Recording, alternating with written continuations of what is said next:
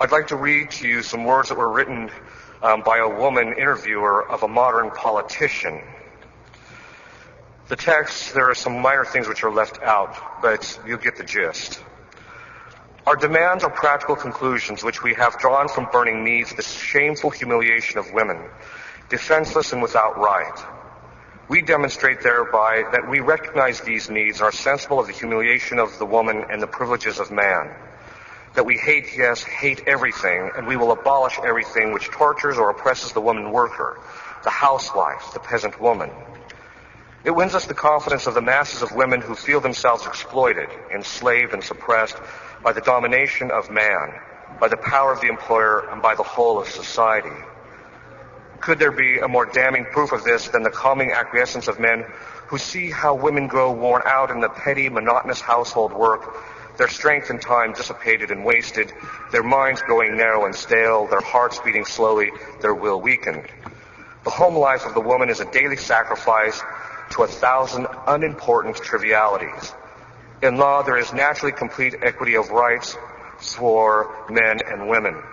And everywhere there is evidence of a sincere wish to put this equality into practice. We are bringing women into the special economy, into legislation and government. All educational institutions are open to them so that they may increase their professional and social capabilities. That will mean freedom for the woman from the old household drudgeries and dependence on man.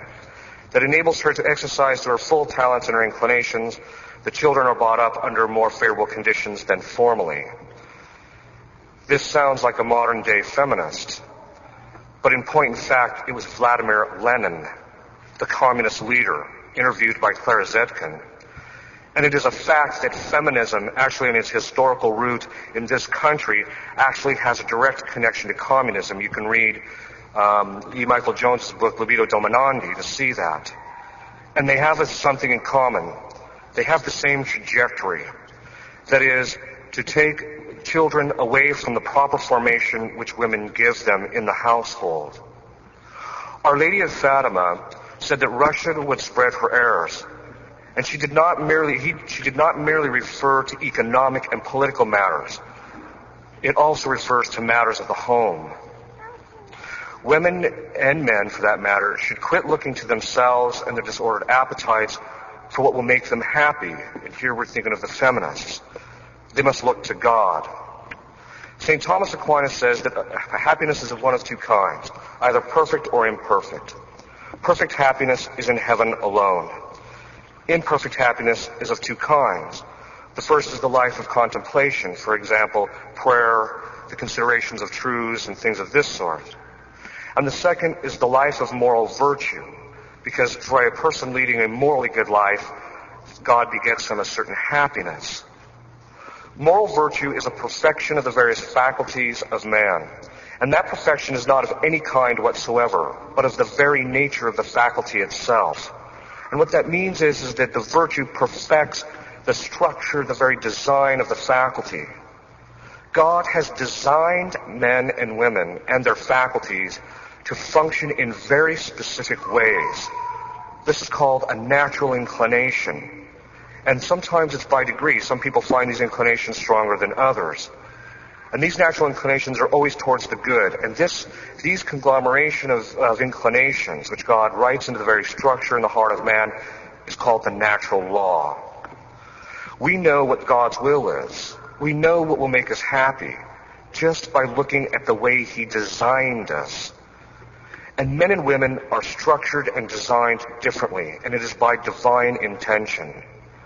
Common sense and experience tells us that. All you have to do is look at them. You know they behave differently. They're designed, they're structured different biologically. They're psychologically different. Modern studies are even telling us this. Although I don't quite understand why we need a modern study when everybody in the past, just through common sense, could just look at and see, but that's where we're at today. But there's a modern study, for example, that shows that women listen to many things at once. That is, their concentration is designed to cover a multitude of things, but superficially. Whereas men are designed to focus on one thing at a time and tune everything else out. This is why a guy can sit in front of the television and flip the channels, and his wife can come up and talk to him, and he doesn't even hear it. She's not even in his scope of focus. But it's also a necessary thing for women. And men needed it too, because men need to be able to focus. Like, for instance, when they go to war, they have to be able to tune everything out and focus on the task at hand. Women, on the other hand, were not designed that way. They were designed to be able to listen to a number of things at once, and that's because they have to be able to, when they're taking care of one child, be able to have a kind of grasp of what's going on with what the other children are doing.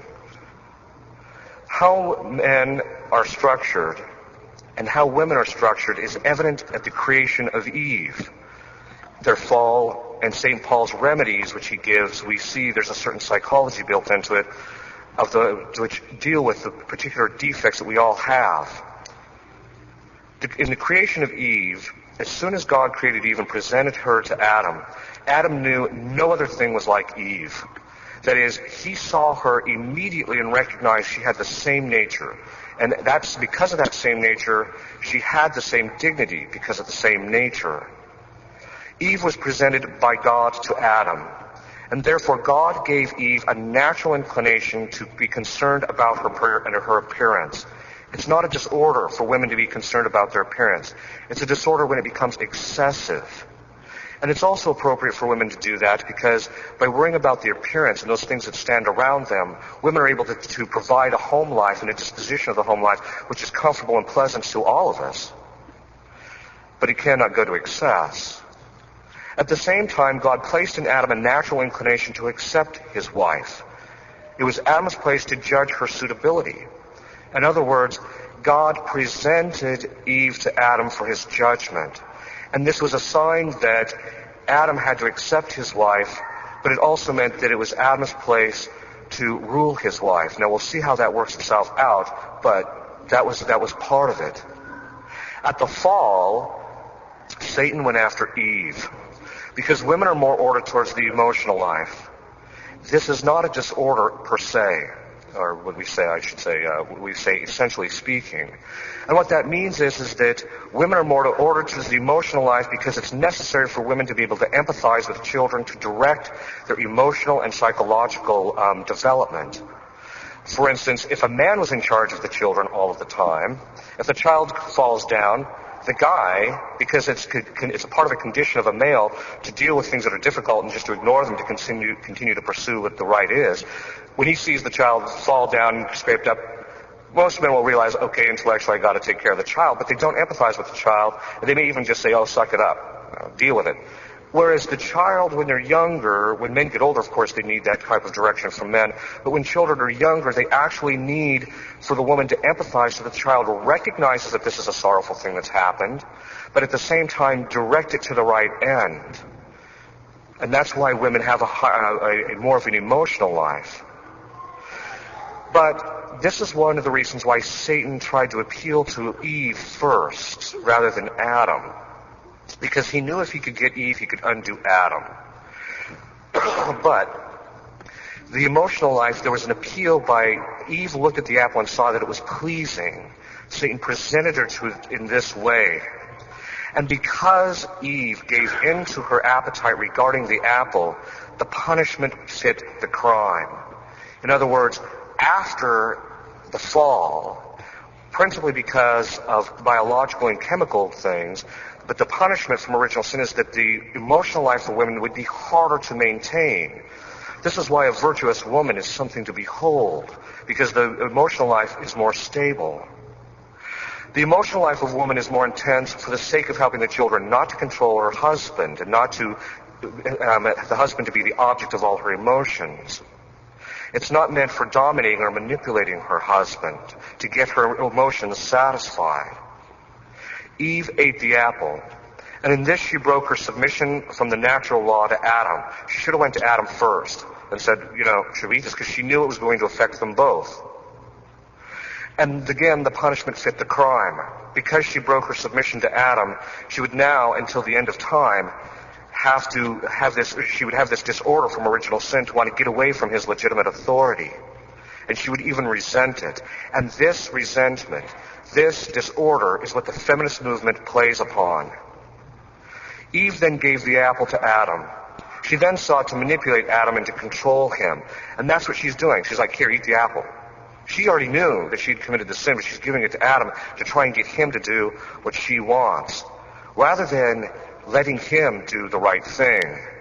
And so the punishment fit the crime. God said to her, your desire shall be for your husband. If you tried to control him, then in the end, you're going to struggle against trying to control him. And it also meant that women will have a stronger desire for marriage.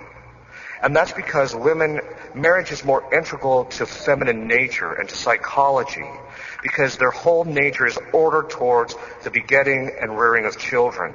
And so it's much more integrated into their psychology, whereas men aren't as ordered in that way. They're ordered to it somewhat to having children, but they're also ordered towards working and toiling and things of this sort. But in trying to control Adam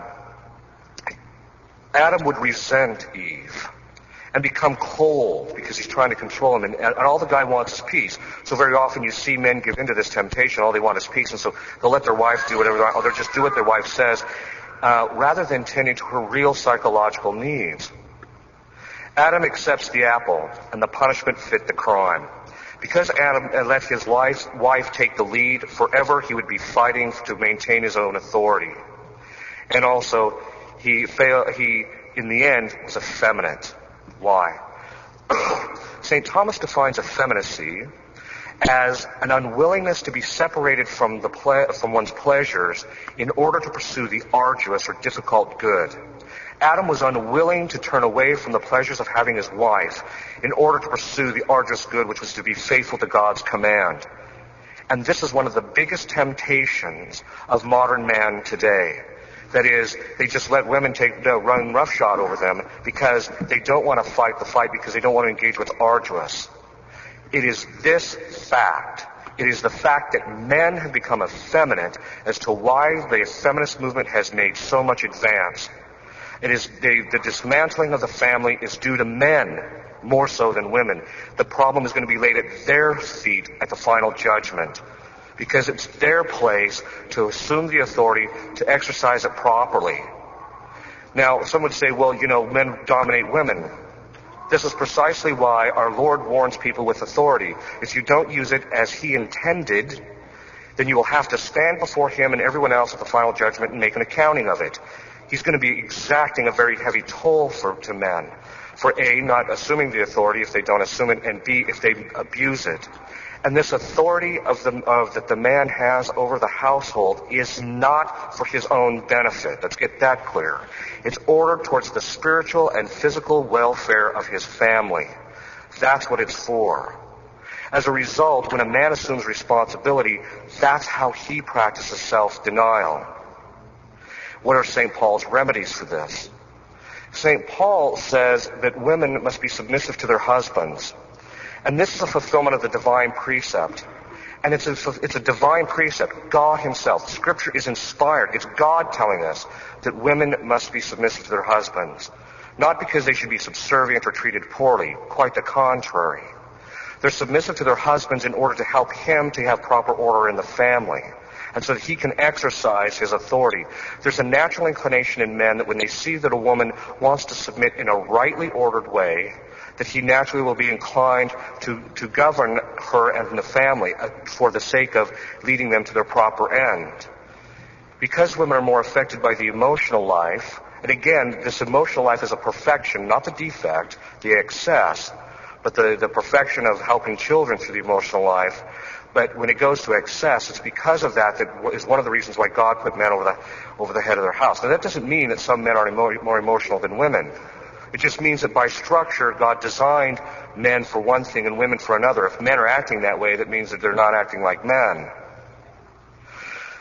To fulfill the natural law, this submission is a natural law inclination in women. They're not going to be happy. They will not be virtuous until they submit. It's that simple. The appetite to dominate their husband comes from original sin. It's a disorder. And women, I've seen it every time, the happiest, most virtuous women I've ever seen are the ones who actually desire to see their husband rule and govern the family properly. Husbands must love their wives. That's what God tells us through St. Paul.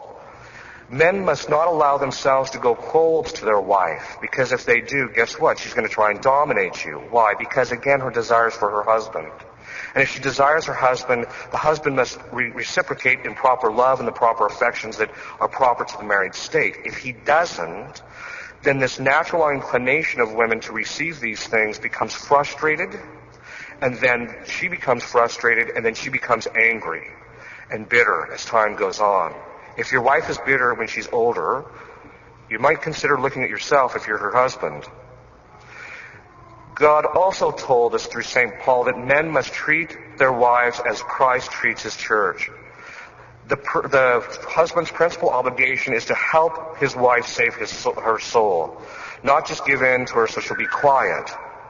She will not save her soul if you do not, if you are not a man and take responsibility and governance of the home.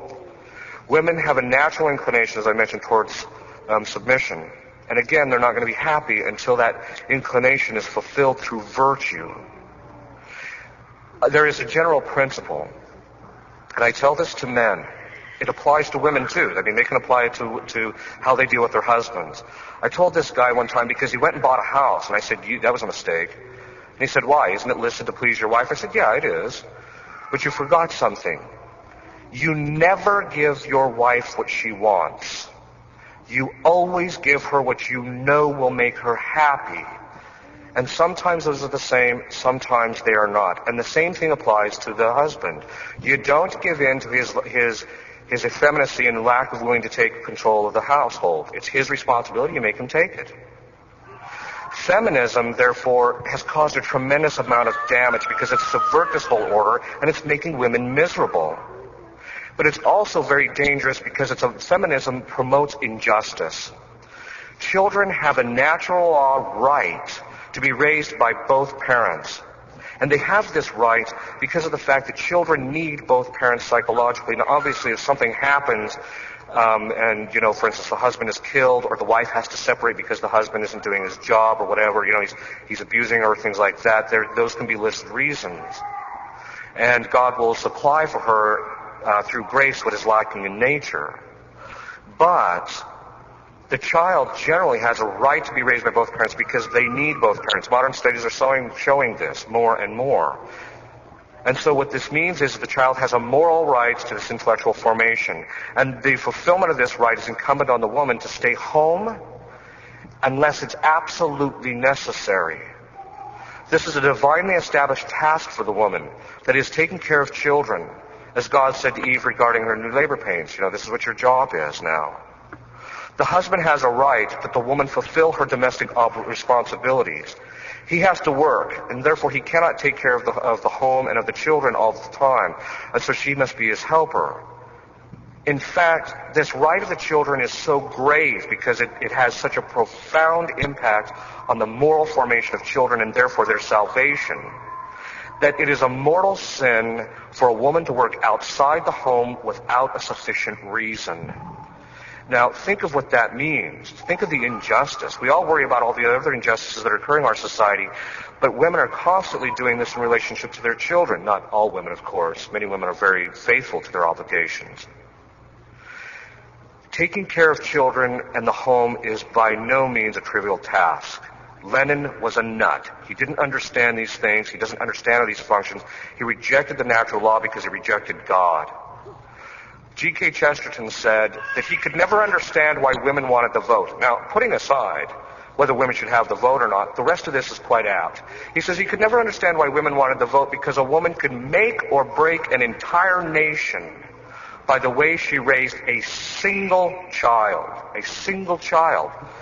Hitler, Stalin, Lenin. You can go down the whole litany, or look on the side of the men that were virtuous and led whole countries through the worst of times.